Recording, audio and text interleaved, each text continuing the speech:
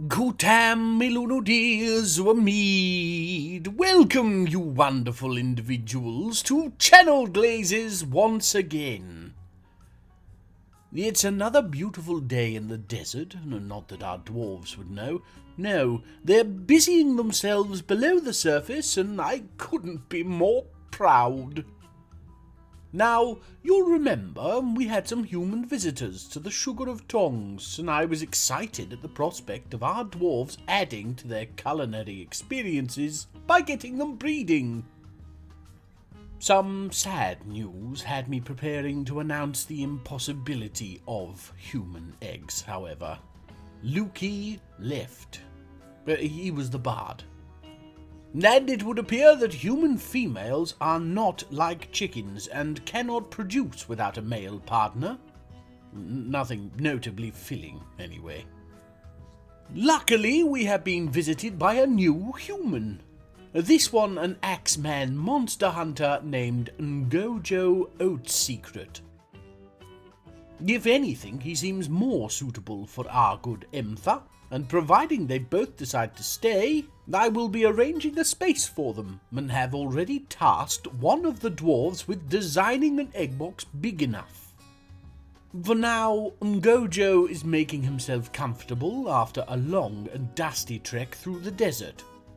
I still marvel at the fact that our tiny tavern seems able to attract anything but sand. Here's an idea. Let's have a little listen in on the tavern. Oh, before we start, you might be wondering, and no, that bard isn't Lukey. This is Durr, and suffice to say, the name is quite apt. So we just... I have travelled far.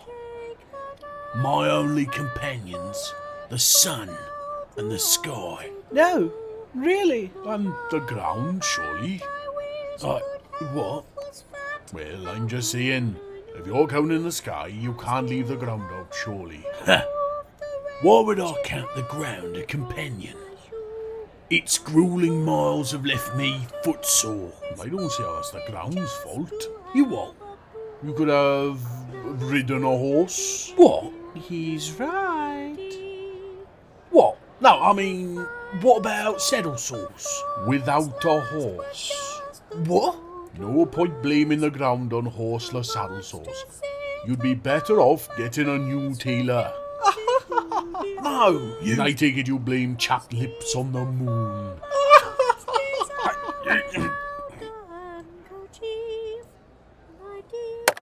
Well, that was awful.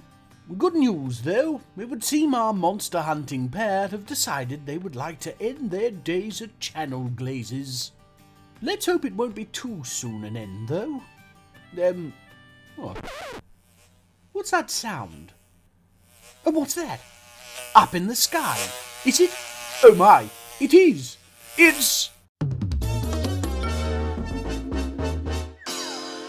Thrips woman, Thrips woman, yeah, Thrips woman, Thrips woman, yeah, Thrips woman, Thrips woman, yeah, Thrips woman, Thrips woman, yes. Mom and a gardener, she's blessed with a green thumb. Government scientist catches sight of her plums, fumbles the wrong vials and she dives to catch them.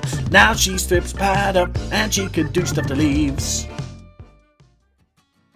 Just a little more ridiculousness there, and I hope you enjoyed it. But yes, it would appear we have a local contingent of beast people that just so happen to be half Thrips.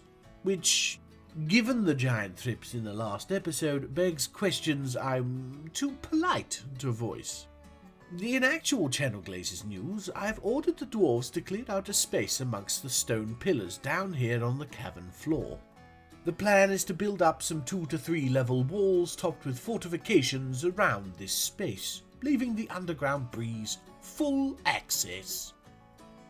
Over here, I'm planning a roofed area that will contain our second and final trade depot, with a small stockpile area for goods and an office for our bookkeeper Cog.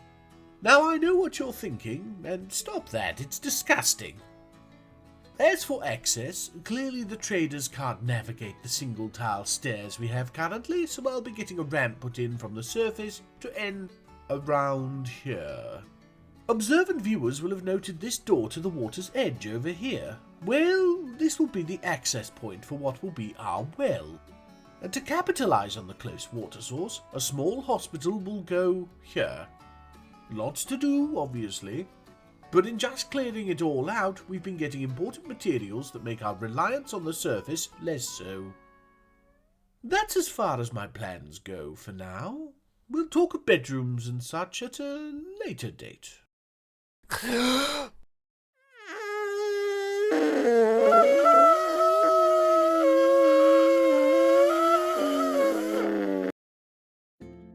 Whilst planning things out, I couldn't help but notice that one of our resident monster hunters is on the prowl.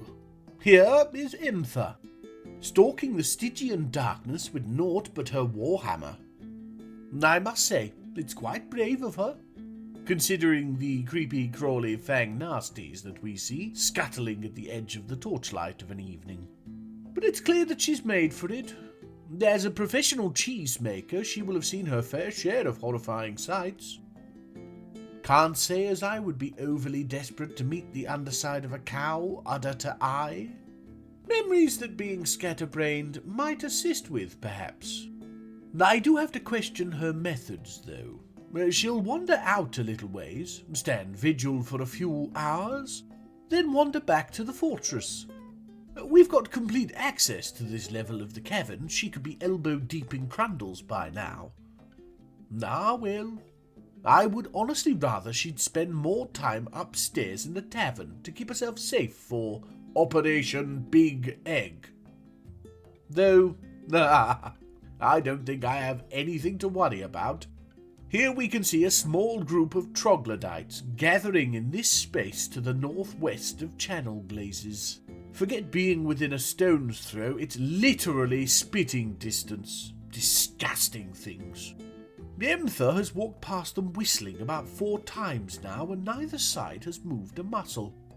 To a dwarf, they're tall, gangly monstrosities, but perhaps Emtha can see some form of kinship with them.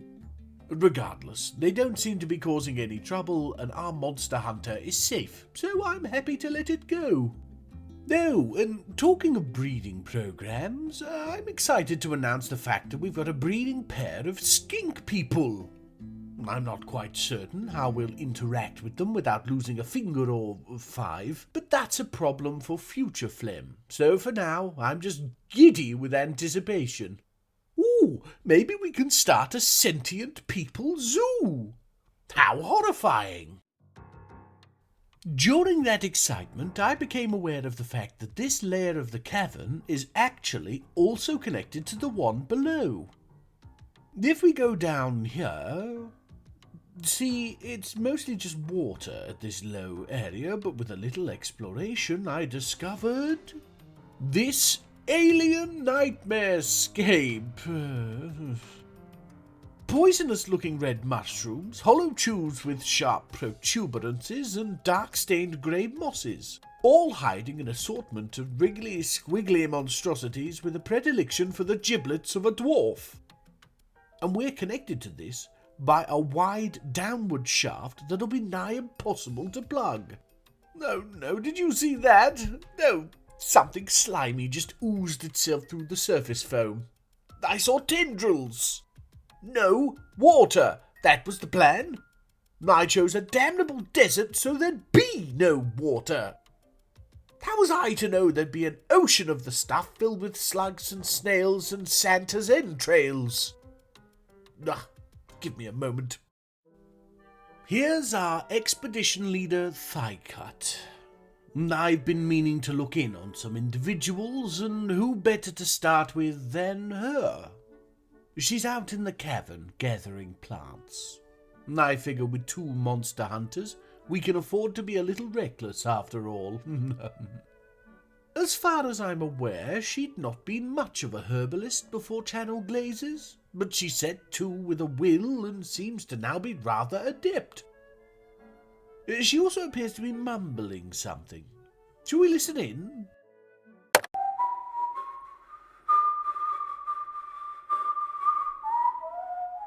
Oh, yes, that's right, she's a whistler. Well, I guess that answers our question of whether she kept it up. So far, this machine hasn't been worth the bloody... Wait, what? No, wait! Okay, so I have utilised my godly powers to stop time for a moment because it would appear that our Gojo has stumbled upon the troglodytes from before.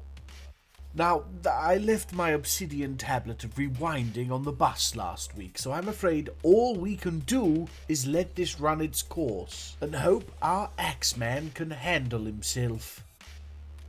No, he's running away. Thank me. Is he screaming in fear? Did you not understand that monster hunting might involve a little... Ooh, one more there. The others don't seem desperate to advance. Yes, perhaps get yourself back to the fortress. Well, that's not the way to... Let's see here. So I've been following him for a little while, and I've been able to discern he's caught a little bruise on his axe hand, and that's it. I think his ego took the brunt of the damage for having begged for help so many times. Now he's gone to brood on the fact that hitting things with sharp weapons tends to kill them. Perhaps we should be looking for a replacement father for Operation Big Egg. No, there's a male poet visiting the Sugar of Tongues. How fortuitous. A Mr. Cecil Baby Passion. Perhaps not. If you could vacate the tavern, please. You've scared away the other patrons. Oh, it appears to be that time of year again. Hello, your highness. Come on in. Get yourself comfortable away from the monstrous megafauna. She doesn't seem in the greatest of moods, which won't be helped by Mr. Baby Passion, I'm sure. Well, let's get this meeting underway quickly. No changes to the world to speak of? Good. As for requests, we'll take more drinks for now, as I'm a little too preoccupied to plan out anything more substantial. Headwear and leather water skins for Relic Shimmered. No promises. We've got our own issues to focus on. But Anu's Ashon, your highness. Stick around if you would like. The drinks are plentiful at least. As for the traders, it's a sizable trade, but nothing too interesting. We'll give up some cut gems for the drinks we requested last year, and add some small articles of clothing and prepared food. They seem a little curt this year. I wonder if that hedgehog talked. The news are shone anyway.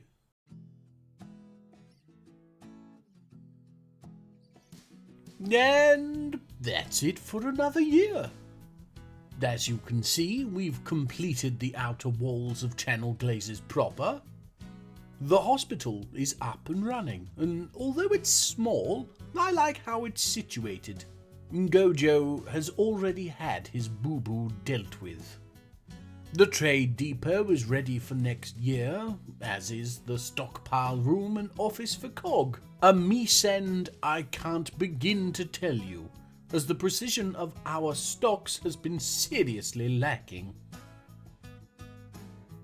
We've thrown a couple of workstations up to start gathering webs and making bags, the purpose of which is to finally begin gathering sand from above, which has been the bottleneck, no pun intended, on our glass production. But this is not the final resting place for them, just somewhere convenient for the interim. The next thing to sort will be some bedrooms, which I have exciting plans for, and the creation of an actual tavern to garner some real attention.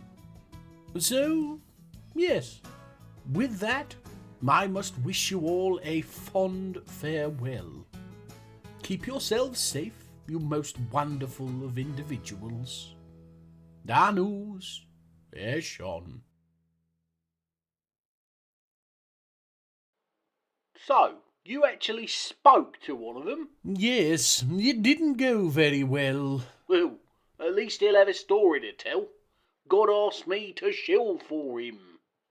No, I'll doubt he'll have much want to share that particular story. Bit of a prickly issue. What?